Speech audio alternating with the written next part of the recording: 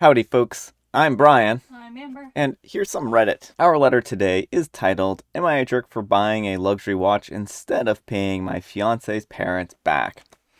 I'm a 31-year-old male, and I'm in a relationship with a woman, Jen, a 26-year-old female. Jen and I have dated for 2 years now, and we got engaged 3 months ago.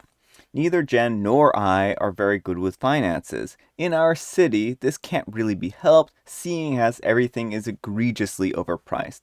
But it is what it is, and we do the best that we can. Well, about a month ago, Jen and I decided to talk about finances and saving. So I brought up my online banking to show her. In my checking account, I had a few $1,000s, but in my savings account, I had a bit over 8,000. Jen got super excited upon seeing the figure, saying that we could use it to travel.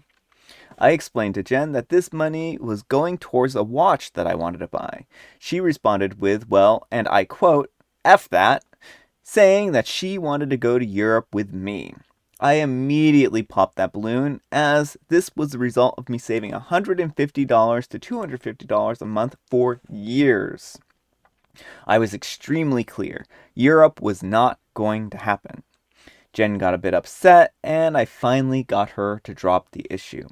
Well, about a week later, Jen came to me and said that I needed to come with her to the travel agent because she had made a down payment for the package deal to France. Having seen her finances, I knew that Jen did not have that kind of money.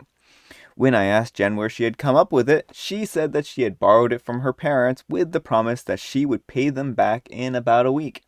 Again, I was confused, but she said that the money I had in my account was more than enough to pay them back, and that instead of getting a stupid overpriced watch, I should make memories with your fiance. I told her that she needed to go to the agency and beg for her money back, but she said it was too late. A few minutes later, I got into my car, I drove to the watch store, and I told the guy I had talked to about a dozen times before about the watch that I was finally ready to buy it.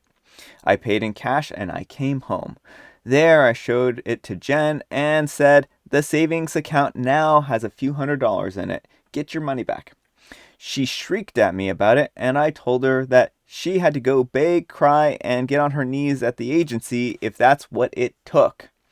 Miraculously, she pulled it off and paid her parents back in full. But now she's incredibly angry and keeps telling me that it's my turn to go beg for money back. Her parents are completely on her side and kept saying that going into a lifetime commitment that I don't need a luxury watch. Not sure about this one. I think I might have jumped the gun on that purchase, but I had already had it in my mind for years. Edit. I don't think that this was a financial advice board. I will include the following information because people here are increasingly focused on how I spent the money. One, I have maxed out my 401k every year since I was 23. In terms of retirement, my 20s were spent saving way more than the average American. I spent the majority of my 20s also financially supporting my mentally ill sister. I no longer support her, and therefore I've been dating Jen with marriage in mind. My question was about whether stranding Jen after her impulsive decision like that was a jerk move. It wasn't about whether or not I should keep the money in my savings account. If anyone here also maxed out their 401ks throughout their 20s while supporting a family member would like to chime in, go ahead, but I don't really care. Doesn't sound like OP really cares one way or another about your financial opinions. All right, folks, what do you think, jerk or not the jerk? Everyone's jerk a little bit like the fiance more, but also you don't go into a future marriage with that much of a disagreement on finances. I think that this really boils down to a communication issue. I think that they probably need to be talking about finances a little bit sooner in a 2 year relationship and being on board with things a little bit more and having better expectations. And I think that stranding her isn't really, that's, unfortunately, it's not the crux of the issue Mm-hmm. because what she did here was extremely irresponsible. And it's like you bought the watch out of tit for tat, but that isn't really the problem either. Like you had already planned on buying a luxury watch, and this was on your mind, so I can certainly understand why you would want to buy that watch. But also, when you are engaged to somebody, when someone is your fiance, you two need to come to some kind of agreement about how to deal with finances. And it sounds like you were talking about this. And it sounds also like she saw the money and was immediately like, oh, I want to go spend that money immediately.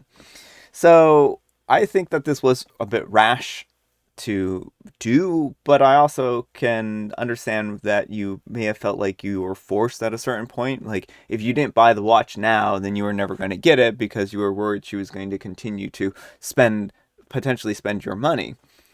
But also, I think this is just, you two aren't really working as a team. You two aren't solving your problems together.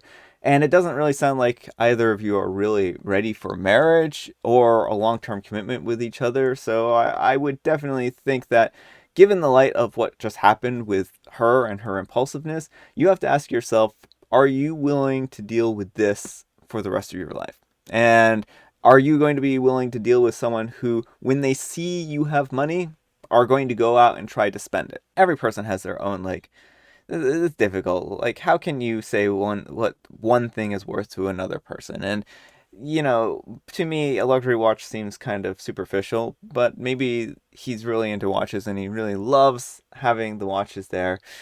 And this is his hobby, and this is something he's been dreaming about for years. And it's important for us to have dreams and to save up for dreams and execute on those dreams.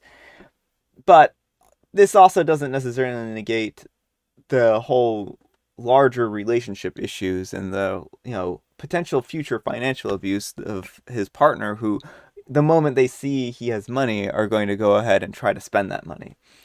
So I definitely think that your fiance is in the wrong here, but it also just seems like, again, people aren't working together as a team. So that's kind of where I stand. So anyhow, take care and good luck. Yeah, seeing how champing at the bit eager both of you are to burn this measly 8K, I'm pretty sure that overpriced city isn't to blame for your financial situation. This is actually something that I wanted to bring up. There's a lot of cognitive dissonance in this post, where he's like, I'm bad with finances because of the situation I'm in, but also I'm really great with finances. So it really feels like OP isn't saying the whole story here, and it makes me wonder why they claim that they're bad with finances, but then get offended when people say that they're bad with finances. They're just not something that adds up here. He'd been saving for years for this watch. He didn't get it on credit or do a big I want it now cat call. Save for it for years. Yeah, today I learned that 8K is measly, but yeah, spending it when you're worried about finances is not wise. You say neither of you nor your fiance are good with money and then blame it on the high cost of living in your city. Well, that's not the reason you guys aren't good with money. You're not good with money because you impulse spend. The fiance on the vacation and you saved for a stupid thing like an $8,000 watch.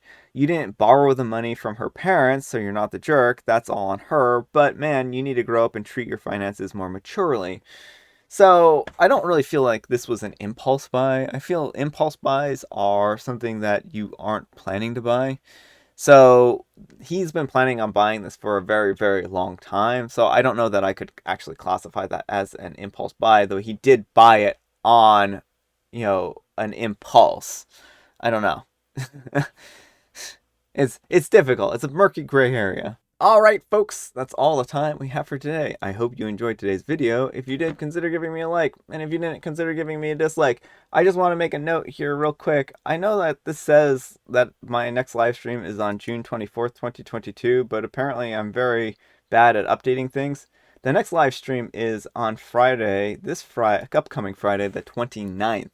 So I just want to start getting the things out there, messages out there, so that it's a kind of a reminder to people. So, yep, if you're interested in that live stream, it's this Friday. So, yeah, take care, and I will see you all tomorrow.